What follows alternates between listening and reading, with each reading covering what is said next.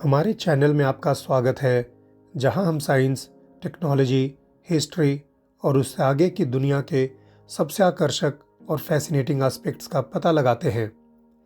Black hole ब्रह्मांड में सबसे फैसिनेटिंग एंड मिस्टीरियस ऑब्जेक्ट्स में से एक है।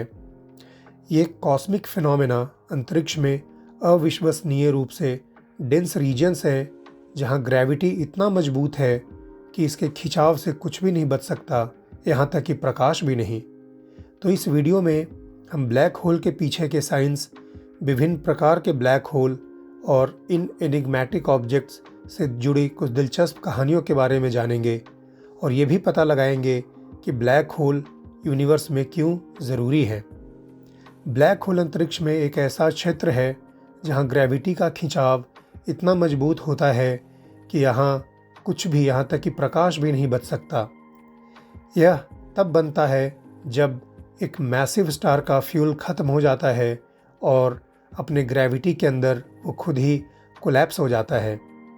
यह नतीजन उत्पन्न होने वाली एक अखंडता है जो असीमित घनत्व वाली होती है, एक ऐसे घटना क्षेत्र से घिरी होती है जो उस सीमा को दर्शाती है जिससे पार कुछ भी किया जाए वह ब्लैक होल द्वारा खा जाने के लिए निश्चित होता है। ब्लैक होल 3 प्रकार के होते हैं: stellar black hole, intermediate black hole और super massive black hole. Stellar black hole सबसे आम है और एक मैसिव तारे के कोलैप्स होने से बनते हैं। इंटरमीडिएट ब्लैक होल अपेक्षाकृत दुर्लभ है और इनका द्रव्यमान सूर्य से 100 से लेके 1 लाख गुना के बीच हो सकता है। सुपर मैसिव ब्लैक होल सबसे बड़े पैमाने पर होते हैं, जिनका द्रव्यमान सूर्य के लाखों से लेकर अरबों गुना तक हो सकता है। ऐसा माना जाता है कि वे अधिकांश गैलेक्सीज के केंद्र में मौजूद हैं। ब्लैक होल के बारे में कई रोचक तथ्य भी हैं। उदाहरण के लिए, जब आप ब्लैक होल के पास पहुंचते हैं तो समय बहुत धीमा हो जाता है और यह एक इवेंट हॉराइजन पर पूरी तरह से रुक जाता है। इस घटना को टाइम डायलेशन के रूप में भी जाना जाता है। साथ ही ब्लैक होल घूम सकते हैं और जितनी तेज़ी से वो घूमते हैं उनका इवेंट हॉराइजन उतना ही बड़ा होता जाता है।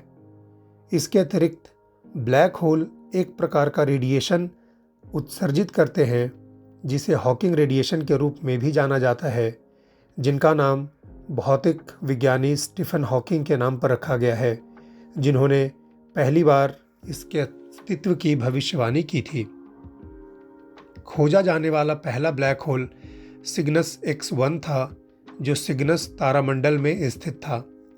यह 1964 में 2 एस्ट्रोनॉमर्स द्वारा खोजा गया था, जिन्होंने इसी क्षेत्र में एक ब्राइट एक्सरे सोर्स देखा था। हालांकि 1971 तक सिग्नस X1 की पहचान एक ब्लैक होल के रूप में नहीं हुई थी। यह खोज ब्लैक होल के अध्ययन में एक प्रमुख मील का पत्थर थी, जो इससे एस्ट्रोनॉमर्स को उनके गुणों और व्यवहार को बेहतर ढंग से समझने में मदद मिली। ब्लैक होल ब्रह्मांड में एक महत्वपूर्ण भूमिका निभाते हैं। उन्हें आकाश गंगाओं के निर्माण के लिए जिम्मेदार माना जाता है, क्योंकि उनके ग्रेविटी के कारण गैस और धूल कोलैप्स कर सकती है और जिनसे तारे बन सकते हैं। वे आकाश गंगाओं के विकास में भी महत्वपूर्ण भूमिका निभाते हैं, क्योंकि उनका भारी ग्रेविटी तारों की कक्षाओं को बाधित कर सकता है और आकाश गंगा की संरचना को प्रभावित कर सकता है। इसके अतिरिक्त ब्लैक होल ऊर्जा के महत्वपूर्ण सोर्स रहे हैं, क्योंकि वो पदार्थ को ग्रहण कर सकते हैं और बड़ी मात्रा में रेडिएशन जारी कर सकते हैं।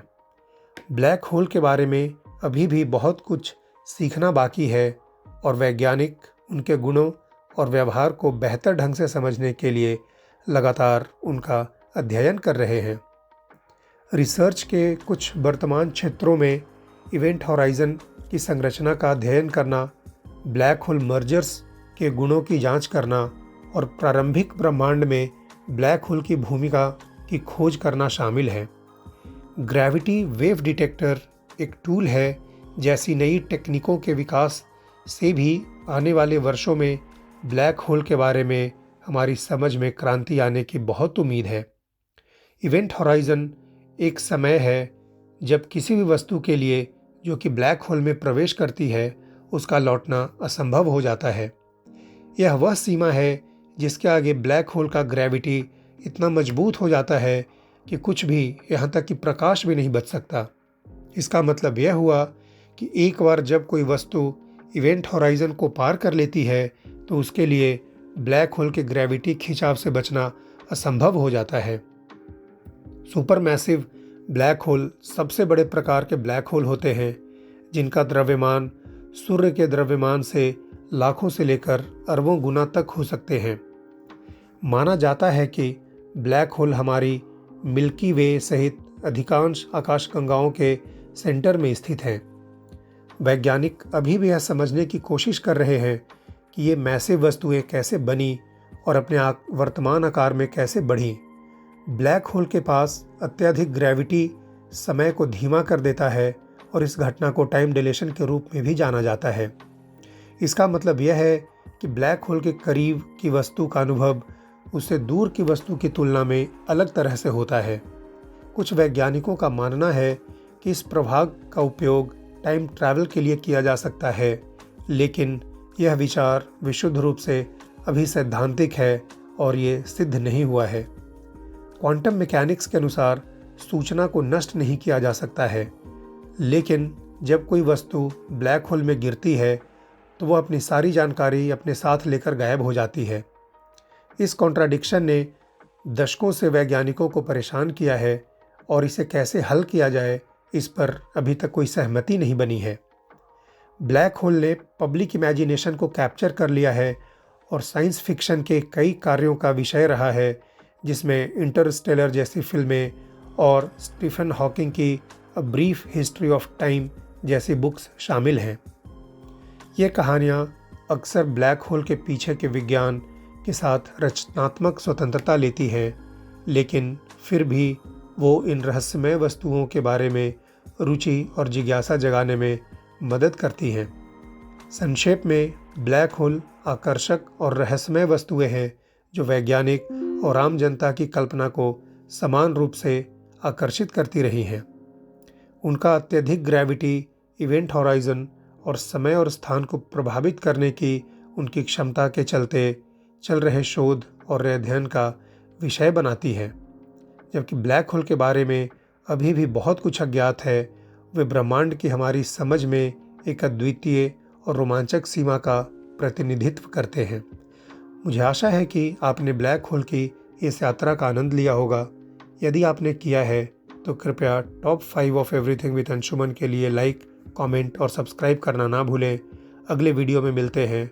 वीडियो देखने के लिए धन्यवाद।